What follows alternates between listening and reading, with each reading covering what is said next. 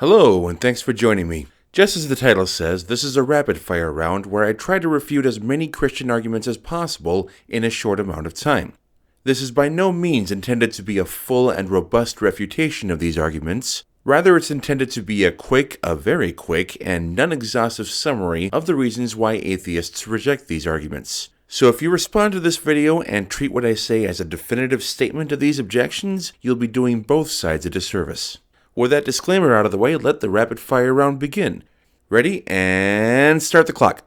Any attribute that could be ascribed to God to exempt him from the premise that everything that exists has a cause could also be ascribed to the universe, resulting in an ontologically simpler worldview. Also, even if sound, this argument would not prove that the Christian God exists. For the naturalist, the explanation for the global chain of contingencies is that it either necessarily exists or is a brute fact. The theist, who incorporates God into the global chain of contingencies, has the exact same two options, necessary existence or brute fact. Thus, the naturalist is not disadvantaged by not positing a supernatural necessary cause, and in fact has the advantage of ontological simplicity. Also, even if sound, this argument would not prove that the Christian God exists. The premise that everything that begins to exist has a cause is rooted in the principle that but for a cause, nothing would exist, because nothing comes from nothing. This principle has two hidden assumptions: that nothing is a coherent concept, and that nothing is the default state of existence, from which something is a departure which needs to be explained. No reason has been given to believe either assumption. Also, this argument's notion of beginning to exist depends on time not being tenseless, which relativity gives us reason to believe it is. Also, even if sound, this argument would not prove that the Christian God exists.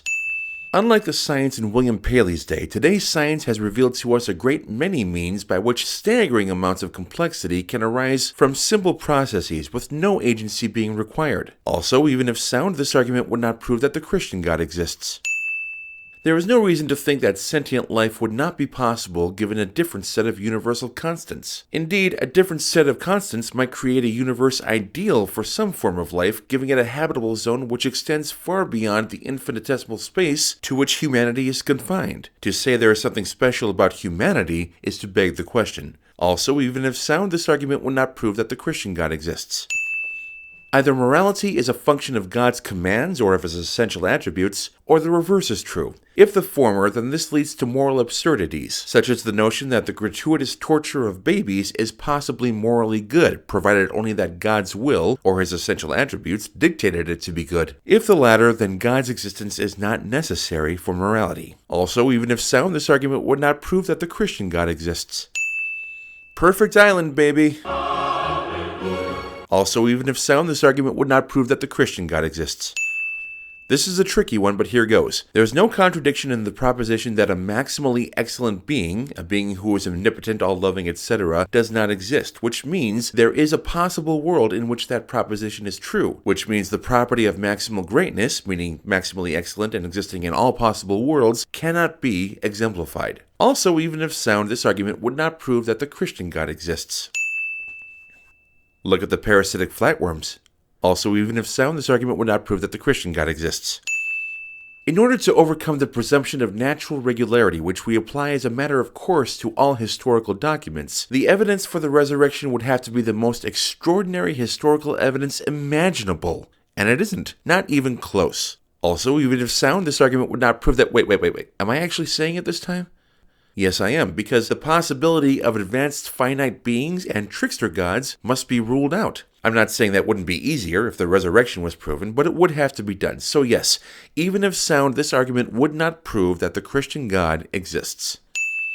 There is no none-question begging reason to accept as evidence religious experience of the Christian God, but reject as evidence religious experience of beings whose existence precludes that of the Christian God. But it does not beg the question to reject all such evidence.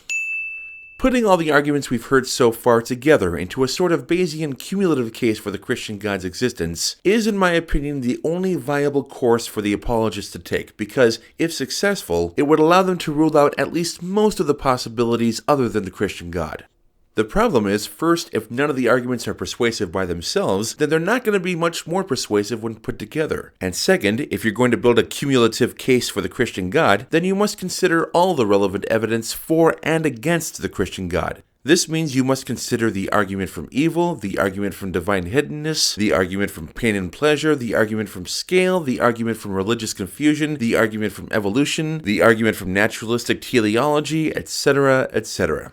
To my knowledge, no such all-inclusive cumulative case for God's existence has ever succeeded, but we do have to consider each case on its own merits. We'll finish with a few arguments that aren't really arguments at all. Since the presuppositionalist approach's model of coherent communication presupposes that God exists, and since I'm not willing to assume that God exists lest I beg the question, their argument is that to which no rebuttal is needed. Even if you assume that all beliefs are voluntary, which I don't think is the case, choosing a belief based on optimizing the possible outcomes for yourself would require you to choose the religion with the best heaven if you're trying to maximize the best possible outcome, or with the worst hell if you're trying to minimize the worst possible outcome. In either case, this probably means you should become a Muslim. If a method for justifying beliefs can, even when properly employed, be used to justify contradicting beliefs, then we have reason to doubt that method's ability to justify beliefs which correspond to ontological truth. A person who believes that God exists but hates him is not an atheist, but what's called a misotheist. Pointing out that you can't hate what doesn't exist is an excellent defeater to misotheists who are masquerading as atheists, but will leave you woefully unprepared to face any actual atheist. If your theology teaches that there are no atheists, then knowing for a fact that there is at least one atheist, namely myself, the logical conclusion is that your God does not exist. I know I won't persuade you of this, but you're free to believe whatever you want. And we'll call it there. I hope you had some fun watching this video, and if you're a Christian, I hope to have given you a starting point for your research into why atheists do not find the arguments for God persuasive. If you did like this video, please hit the like button, and if you want to see more content like this, please hit the subscribe button. And if you want to give your rapid-fire responses to these arguments, or any arguments, leave a comment down below. Thank you so much for watching. We'll see you next time. I'm David John Wellman, and the rest is up to you.